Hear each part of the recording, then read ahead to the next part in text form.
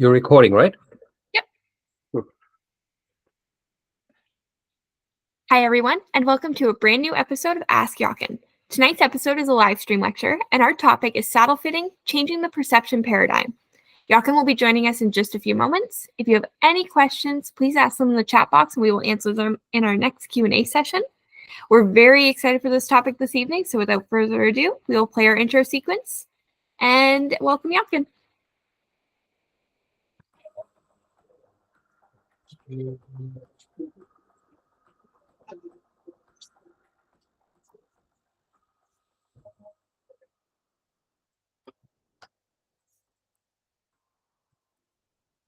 Hey, Madison, how are you?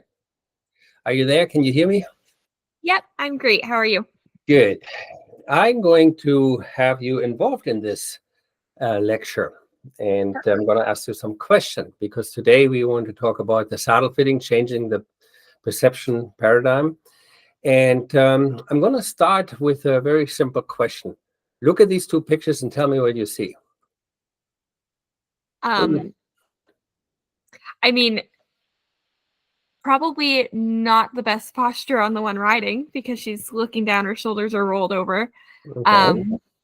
But what do both do? Do both do? They're both on the phone? That's right. Okay. And what is the profession in the top left? Flight attendant. And the one on the bottom right? Equestrian. Equestrian, a rider. So besides the telephone, what do you think they both have in common? They're both distracted. Distracted? Maybe they're looking for something. Yeah. Right? Both ladies are looking for a specialist. The flight attendant looks for a doctor, and the flight attendant and their rider maybe looks for a saddle fitter, right? Yep. So, in your opinion, how many different kinds of doctors are there? Oh gosh, it's probably endless. What do you say? Give me a couple ideas. So for example, like if you have like back pain, you can go to a doctor for back pain. If you have like some kind of skin issue, you can go to doctors for skin issues. There's just like endless amounts of doctors, right? Yeah, and things come up. Yeah. That's right. And when you think about doctors, what's the first thing that comes to your mind? Getting help? Getting help. Does doctor of philosophy come to your mind? No, but it should. Yeah, it's a doctor, right? Yeah. Does a doctor of chiropractor come to your mind? I did think about the people I get to work on my horse. So yeah, right. Chiro and yeah. And would you say a skin doctor has the same qualification as a neuroscience or a neuro surgeon? I mean, in their field, like I wouldn't trust a skin doctor to go work on my brain, but So they're all doctors, and Yep. They're all highly intelligent people, but they're specialized, right? And if you look for a flight attendant, she probably doesn't look when she's on the PA system for a skin doctor. Maybe she is, but most likely not. Would you say so? Yeah. So how many different types of saddle fitters are there, in your opinion? Goodness. Probably just about as many. Yes. And in your mind, I mean, you're working with Schleser for a while, and you know what Schleser does in terms of saddle fitting. You've seen it on your own horse and horses and friends and so on and so forth. But before you joined Schleser, you were always riding since you were a little child, I understand. What was your experience and what you heard and what was your perception of a saddle fitter? So, pre-working for Schleser, I was at a barn who was sponsored by certain brands. So it was kind of just like, that's what you went with. If it didn't cause any like apparent issues, wasn't sitting on the withers, it was great. That fit perfect. Move on. Perfect. So that's kind of your experience. But in terms of saddle fitters, there is so many times. For example, you can think of people who say, you know, I'm going to go to a tack shop and looking for a saddle. In the tack shop, they have a saddle specialist, and they will help you with what's the colors they have and that style of saddle and what's the best deal you can have, right? Yep. So, and then they give it to you and most likely bring it back if it doesn't fit. So there are technical saddle fitter that fitted you need for a saddle, right? And then we have people like you already addressed, who fit saddles for certain brands. I mean, Schleese fits for their own as well. I totally get that. But why do you think Schleese is different than other brand selling saddle fitters? From my experience, this is the only brand that I've ever had to look at my horse who actually took the time to look at the shape and then look at how they were moving in previous saddles, look how they're moving in new saddles, and actually took the time and effort to adjust and make sure that everything was perfect and acknowledge the differences in my horse's left side and right side and any issues we might be having together. That's right. And you noticed my background today is not Schleese, it's Saddle Fit for Life. And Schleese is a proud sponsor of Saddle Fit for Life. And Saddle Fit for Life is the philosophy of the fitting philosophy Schleese uses. I mean, Schleese could use other fitting philosophies, what is taught in Europe or in the States, right? Now I'm talking about my manufacturing company and my educational company. But let's say for a minute, you have a choice now, seeing that Saddle Fit for Life measures the rider, measures the horse, watches the saddle static, watches the horse dynamic, understands all about shoeing, training types, nutrition. So these saddle fitters, also known as saddle ergonomists, would you, as what you know now, could you compare another saddle fitting or saddle fitted to that extent you come across in your career? No. I mean, you're not a little girl anymore. You're married now, and you have moved to several different barns. You must have come across different saddle fitters when you were in the barn. Yes, but nothing compares in the same. Yeah. So if we go back to the stewardess, what type of doctor is she looking for? What do you think? Probably for an emergency, I would say, on an airplane. Right. If you get that I fly around the world so many times now, and I don't know how many times I heard it. Is there a doctor on the plane? The last thing what came of mind is doctor of philosophy or skin doctor or chiropractor. So here we know exactly what she's looking for. Right. So what type of saddle fitter is she looking for? So she's obviously riding a jumping horse. You would hope one that will be able to actually get them in something that works for them and will work in the long run. So it's also a saddle that has most likely foam float panels. Yeah. So it can't be one of those English saddle fitters, what we call them saddle stuffers, where they just fit saddles with stuffing. So she's looking for it because I need my saddle fitted. I can't engage my horse. So that saddle fitter should be a rider himself. Yeah. Should understand what engage even means. Should understand a little bit more than, as I said, just stuffing saddles or squishing saddles with a hydraulic tree machine. I mean, we see that a lot. Yeah. So just like the stewardess looked for a special doctor, and we just established this already, there's so many intelligent and good doctors, and there's so many intelligent and good saddle fitters, right? Yeah. But he looks for a very good saddle fitter right now, a saddle fitter who understands the dynamic fit, because obviously we're talking about engagement, right? That's not something you see in the cross tie or you can fix with a little stuffing. Mm-hmm. I think when I look at this, and I would like to say she's looking for a solution. Wouldn't you say so? Yes. And have you come across in all your life and doing these live streams with me? We had many experts around. Don't you find there's a lot of opinion when it comes to saddle fitting? Absolutely. Right. And I always like to say, there's saddle fitting. Everybody has an opinion about saddle fitting, like everybody has a belly button. Yeah. But what is really the solution here, right? What what is the solution for most people? Okay?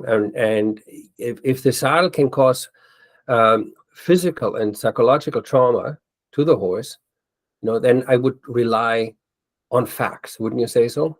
Absolutely.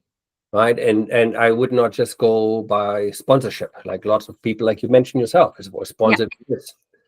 I would go with something that understands the nature of the horse. I don't want to just have an authority drill into me. You need a saddle because I am the trainer and I say so. They impose their will because they get a lot of money for selling saddles.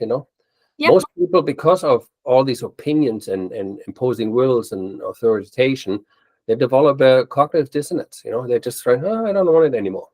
Yep. The horse has engaged. So what can I do? Keep patting my horse? Ignoring my horse? Avoid the danger? Just why don't we go to back to basics? Way back when in military, look at this beautiful horse here with the ring of lights. You see that? Yep. Okay. If you look at the ring of lights and the end of the mane, I mean, these rules are applied for so many years. Why have so many saddle fitting schools or saddle fitters forgotten that the length of the saddle is super important?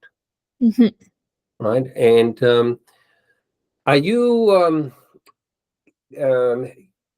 would say you're a great rider when you have boots on which like hurt you like crazy, like you literally your calf is cramping because the tops or the foot is so tight? Would you ride with that? No. So you would make sure before you go on the horse that your boots fit, right? Yep. So, and this is what they also said, before you go and fit the saddle to the horse, look if the saddle fits to you. Wouldn't that make sense? The same what I just said with your boots? Oh, absolutely. Who in the right mind goes on the horse and rides the horse if the boots are super tight? Nobody. But you know how many people ride on the saddle what doesn't fit them? No wonder so many horses suffer in silence, because the rider is in pain. So when we go back to the girl who's looking for a specialist, a saddle fitter who understands why the horse is not engaging, how do we know what comes first? The chicken or the egg? Where's the problem come from? If the saddle doesn't position the rider left and right in the center, like you're sitting on the rain barrels floating down the river, or if you don't have the perfect shoulder, hips, heel alignment, doesn't matter if you go in a dressage seat and the hunter jumper seat or into a trail rider seat, the balance point, the ball of the foot needs to be under the sternum of the horse and sternum of the rider. All that needs to be, that's the balance alignment point. So if you don't have that, you don't have a pliable seat. If you don't have a pliable seat, what do we know from that? We know, holy cow, my horse is confused because now he or she has to counterbalance. And then the other thing too is often that we forget that, let me just play this a little bit. You can see how it rotates. Here is the mapping of the horse. You can see the wither cup, you see the saddle support area, the giant withers. You see that a lot on the horse. If you look from the whole side, you see the big shoulders. So that we can look from underneath. That would be if you look from the inside of the horse. So it's pretty cool, isn't it? Yeah. So if we all say we don't want to sit the saddle on the shoulder here, we don't want to hit and pinch the withers here, but we want to sit it there, that's the saddle support area. So if we don't take this in consideration, and we remember that seminar we had, or the lecture, the live stream of the three-dimensional back? Yep. How the horses change. If we don't take this in consideration, that's the basic. We got to start with number one. We have to measure the rider, right? Measure the rider. These are the basic fundamentals to even answer a question. Do you even fit in your saddle? Does your saddle fit you correctly? And are you in the sex appropriate saddle? Do you ride a male or female saddle?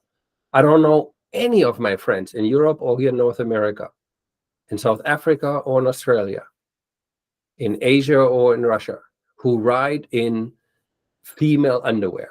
All the guys who I know, they would never ride in women underwear on a saddle. Why? Because it's highly uncomfortable, impractical, and you hurt yourself. And that's just cloth. Madison, have you heard anything about male and female saddles before you came to Schleser? No. And how long have you ridden before you came to us? Probably about 20 years before I started working with Schleser. Isn't that frightening? Yeah. It's almost like you're running around with shaved butt cheeks and uncomfortable sores in your crotch because you never knew that there's proper underwear for different sex. We laugh and we says, "Oh my God, this is silly. Ha ha ha. This would never happen." That's just cloth. Why are you such a baby? Just try it. If we talk about a saddle, no wonder we see such a problem in the rider's seat. They're protecting themselves. They see anything from a fork seat, upright seat, tucked pelvis, tucked seat. So yeah, you can outline it as evolution of the rider, but maybe they're just trying to squirm around to not hurt themselves.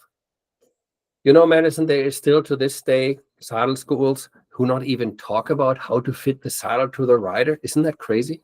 That's a little terrifying. It's super terrifying. It's kind of like this poor stewardess, who says there's a doctor on board, and this doctor comes out, but he doesn't say he is a skin doctor or chiropractor doctor. He says, "I'm a doctor. I'm proud of my title. Nothing wrong with that." Yeah. Right? And says that person is blue, doesn't look like he's breathing, help him. Right? And he checks him for zits, or he checks him for adjustment of the pelvis. I mean, that probably will not go by. People are not that crazy, but in saddle fitting, I see this all the time. They fit the saddle to the horse, but the rider is the culprit. Like if you sit on the horse like this lady on the bottom right, don't you think the horse will compensate and the saddle will compress wrong? Absolutely. She tries to protect her private parts, because if you sit like you see in this circle here, this is the female pelvis on the male saddle. You're sitting with the bone, never mind about your crotch, never mind about your soft parts. You're sitting with your pubic symphysis on the fork of the saddle. Like that's rubber, foam, leather, steel, wood, depends what the trees are made of. And you complain about soft underwear, right? So this is how a saddle should fit. Like this guy here, this male pelvis who has a complete different pelvis. Here again, male, female. It just floors me that so many people blame their horse while it's reacting because they're the instigator. Could be the instigator. Because if it doesn't fit the saddle, this is how you will ride. You see this all the time. This is why I always encourage people, please pick a saddle fitter who is a rider, who understands what engagement means. Understands, can I evaluate this horse if the horse is even tracking up?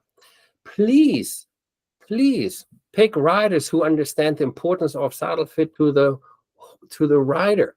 There's measurements how we can measure where your seat bones are with computers, with cardboard, with a cast. So, and then please surround yourself with experts like I did. I flew around the world and I met all these professors around the world because I wanted to know facts. I'm sick and tired about opinions. Go and find the saddle fitters. Find the saddle fitters who understand, maybe there's more than 3-finger with the clearance, stuffing, and tree making narrow and wider. Huh? Does your saddle fitter ever heard about CN11? Ever heard about the compression between the scapula and the ribs? If the person who is stuffing your saddle has no clue, then don't be mad if your horse is even worse after you fitted the saddle. Don't be the stewardess. She will freak out if she sees that guy working on this poor person on the plane who's half dead, and he's popping zits or he's trying to adjust the pelvis. I mean, doctors would never do it, but most people love their horses so much. And the term doctors, I use the word doctors because there's so many, as I said, qualified, super intelligent humans who become a specialist, a doctor in different fields. Same with saddle fitters. You could be a beautiful person, work in the talk shop, and you help people with what they're looking for. You're a great saddle fitter. But as a consumer, be clear what type of saddle fitter you're looking for. It is super important. We compare it very often to the school system, from preschool all the way to a PhD. So in Pony Club, I remember this. There was this special guy coming in and says, yeah, I did a saddle fitting school over the weekend. I show you little kids how you girth up the saddle, where the saddle pad has to be, and 2-finger wither clearance. That's what we knew and learned in Pony Club. He was a saddle fitter. So please pick a saddle fitter who understands when a horse is in pain, who can explain to you what the pain cycle is, who understands by just stuffing more saddles or squishing the tree or not really understand the reputation this horrible cycle will create. When sometimes you think, oh, I just do something good for my horse, I get my saddle fitted. But you didn't check the qualification. You didn't check if it's a chiropractor, skin doctor, or gynecologist, or neurosurgeon. So what do you want?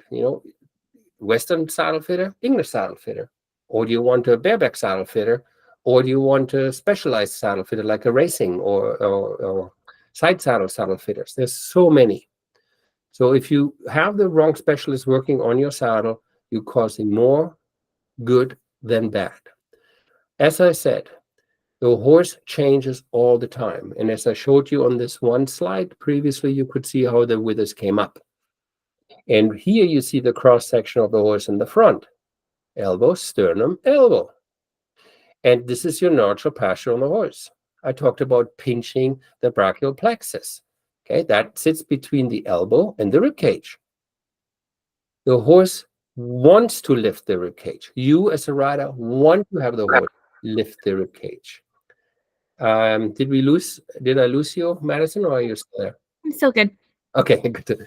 So then on top of these ribs, we have all these different muscles: the splenialis, trapezius, rhomboideus, longissimus, and the latissimus dorsi.